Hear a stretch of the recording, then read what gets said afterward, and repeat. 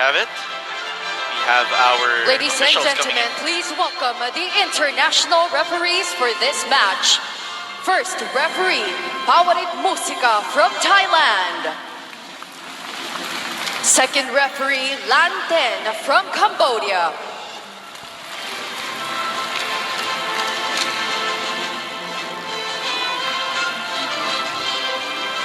It's now time to meet the starters. First, for Vietnam. Setter number 2, Trân Xuan Tan. Outside hitter number 3, Dong Van Thien. Middle blocker number 5, Trân Chien Cho. Outside hitter number 8, Lei Quang Keng. Offset hitter, their team captain, number 14, Tu Teng Tuan. Middle blocker number 18, Vu Ngoc Huang. And their libero, number 1, Huỳnh Trân Truc. Head coach for Team Vietnam is Tai Quang Lai. Let us now meet the starters for Indonesia. Outside hitter number 1, Randy Febrian Mamilang. Outside hitter number 3, Sigit Ardian. Middle blocker number 9, Yuda Mardiansya. Opposite hitter number 12, Rivan Nurmulki. Middle blocker number 18, Iputu Randu. Setter and their team captain number 20, Nizar Julfikar. And their libero number 19, Fareza Raka. Head coach for Team Indonesia is Lee Chu Jiang. There you have it. Our first 6 from both squads. Of course, these two squads have been facing off and squaring off each other in the past editions of the SEA Games. We saw how, that's the fun part of having an international competition. You have the connivance of all the nations involved, yes, especially in the officiating. We had someone from Vietnam, from Cambodia and Thailand. At syempre, ikaw din, Mela, bahagi ka din ng mga tumutulong dito sa SEA Games. I heard you're volunteering here in the volleyball competition as well. Yeah, I was actually given the privilege to welcome the players in the hotel, and then I was also able to watch their short training yesterday at the venue. So I'm really excited to see how they play their hearts out here today, because seeing them, we were all starstruck. Seeing them come here in the Philippines now, we want to see them in action today. And speaking of action, that is where we're headed here as we start our competition here. This is the second game of the men's division here in the 30th Southeast Asian Games in volleyball. We started with the serve from Team Vietnam coming from number 2, Tan. They go set up for a middle hit, but it's rejected, doesn't cross. Great anticipation there by the middle blocker of Indonesia. That by Vietnam, that was a single block from their middle, and ayun nga, maagang nag-anticipate ng atake itong Vietnam. Mukhang pinantayan agad. That was a hit coming from their middle blocker, number 18, Randu. On the other side, they set up for an open hit, but it goes out. Free point for Indonesia. Too long by Zhuong Tien. Hindi siya masyadong naka-atras for that attack, and he had to, play his back to get that ball over. Looking at the lineup of Team Vietnam, they have quite an aged lineup per se. Their oldest member is born in 1988, that is Khan. Itong si Khan or si Le Khan. Le Khot Khan. Number 8, who's inside the court. Yeah, so if we take a look at the lineup of Vietnam, parang kung titingnan mo, mas veteran sila in terms of age. Yeah. Kasi itong lineup ng Indonesia, they are parading a much younger lineup. Their youngest is 19. Ito nga si Agil, and then their eldest player naman is si Dimas.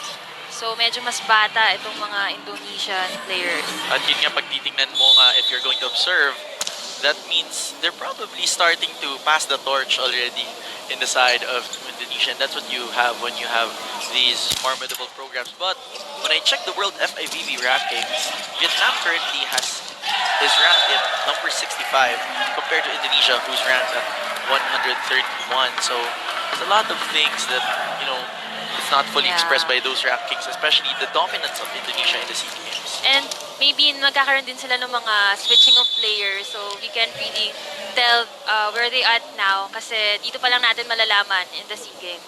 Yep, and you've mentioned it earlier, like even in the women's division, you were surprised that T4 is already here. But going back to our game, point goes to the side of Vietnam.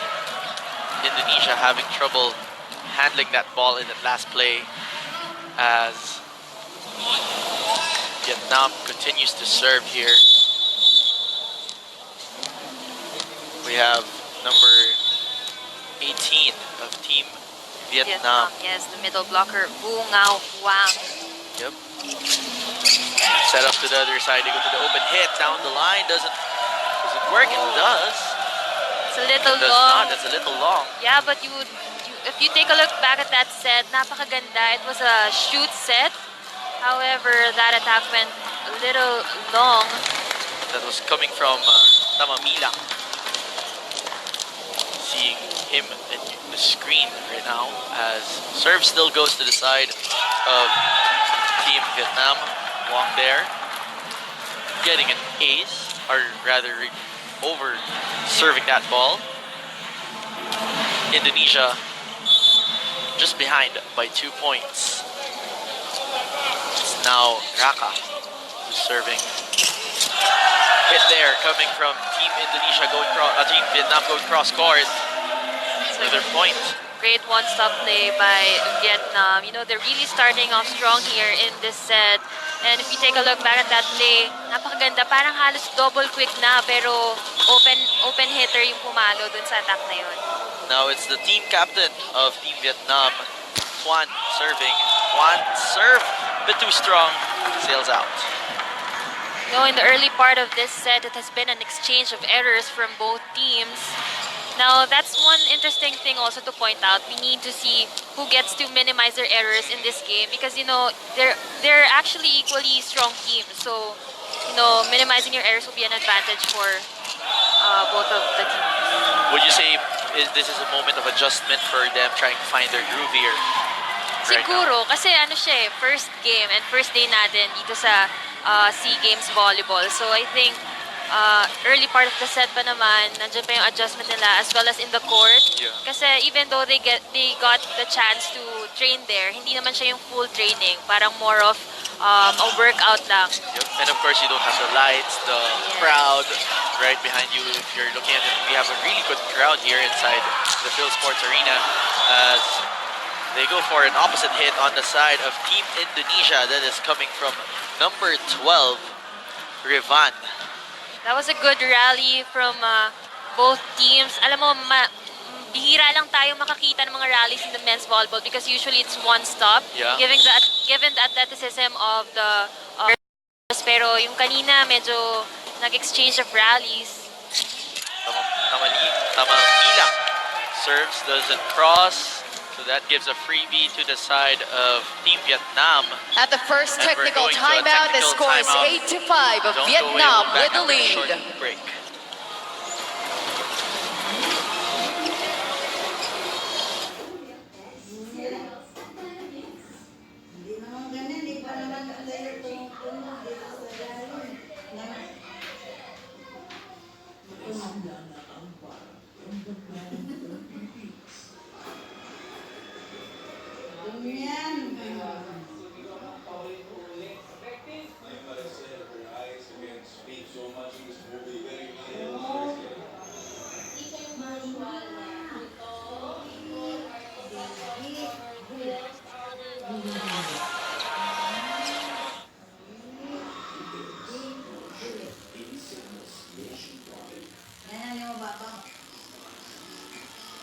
And we're back here End of the at first technical the timeout. men's volleyball competition in the 30th Southeast Asian Games. Sinjin Reyes with Carmela Tunay. Looking back at some of the key plays that we had from that first gap, we saw a lot of action coming from Team Vietnam. early scoring, but not right now. You're seeing Team Pilipinas right in front of us. We saw Marcus Peo, of course, Brian Magunas. The whole squad was actually watching getting scouting early. ready. Oo, zoning out na. Yan, syempre, kaabang-abang yung kanilang match right after this as we see that off-the-block kill coming from Team Indonesia's number 3, Sigit. Alam mo, sa take-off niya pa lang, you would see the angle that Sigit wanted to take, and kahit off the block yan, ang layo ng tinalsik ng bola because he had too much power on that attack. High flyer eh. Yes. As we go back to our ball game setup, they go back row. And scoring from the back row is none other than Rivan. Yes, and he has been very effective in that opposite back row attack, and you can see the contact on that ball was high enough to go above the blockers. We saw that on that last replay as serve comes from Team Indonesia. Vietnam having a trouble handling that serve. Tumidikit na or nakadikit na ang Team Indonesia. Yeah, it's good to see Indonesia making up for their service errors. They've made a couple earlier in this set. It seems like they're in rekindled spirits here as the games continue. We are tied at 8. Setup coming from Vietnam. They go back row hit from the opposite side. That's number 14 of Team Vietnam. Team captain. Yan, we can see an exchange of back row opposite attacks. Been effective for both squads. So a lot of combinations we're starting Yeah. to see. So it seems like our teams are starting to find their groove as Indonesia gets that. They go to hit that combination. Patong play kung dito sa Pilipinas. Ang ganda kasi pababa na yung blockers when the attacker hit that set. That's the kind of quality plays that you'd be expecting when you are watching the SEA Games. That last sequence, they might have to start to work on because it seems to be symptomatic. They go up to the open hit coming from their opposite, Rivan. Again, combination plays working well for Team Indonesia kasi yung mga open hits nila medyo naaabangan. So I think they really need to maintain their good passing for them to be able to come up with these kinds of plays. And what's nice to see in that play, that was a short set. Yes. It wasn't that high, and it was kind of quick for an opposite hitter. So there's a lot of adjustment also. Parang running for the lefty na running. But right now, Vietnam still ahead by 1 point, and we have number 18 of Team Vietnam, Vu Doc Huang. Set up, they go to the opposite side, denied there by Tama Milang. I think that set, which was set by the middle blocker of Vietnam, it was a bit too high. And in men's volleyball, madaling bantayan yung mga medyo matataas na siniset kasi basta na nila eh. So parang yung anticipation nila on the attack, madali nilang nabablock as we saw in that last play. You being a women's player, you notice that those small differences between the men's and the women's, and you've mentioned faster plays ang requirement dito. That's what you're trying to explain. So women's kasi kahit mataas or may mga players na gusto nila mababa, pero even though you set the ball high, may mga parang placement shots lang na makakapatay. Dito sa men's, syempre iba rin yung agility nila, yung athleticism nila. So they're able to go to mga places na kahit i-placement shots mo, makukuha nila. So it's really about power. But pag nabantayan ka ng block, yun yung magiging problema. So kanila advantage talaga yung mga mabababang sets. So those low fast sets ang binabanggit nitong si Mela. They set up to the open side. The cross-court kill works again for Tamang Milang. I've been mentioning his name consistently. It's no surprise. He's feeling it in this game. Showing a lot of heart, a lot of intensity. And if you take a look at the score, hindi lumalayo itong dalawang yung scores ng dalawang teams. Walang bumibitaw. Sabi nga ng iba nating mga kasama sa broadcast team. But that hit, he was quite under the ball there. talking about Team Vietnam. But So, there's a violation, I think, sa side ng Indonesia. so that's a freebie. Parang yung coach ng Indonesia was signaling to slow down, just keep calm. Personally, I think mas meron pang rivalry itong Vietnam and Indonesia as compared to Thailand. any of both teams against Thailand. Kasi sila talaga yung nagpapalitan lang dun sa final slot every SEA Games against Thailand.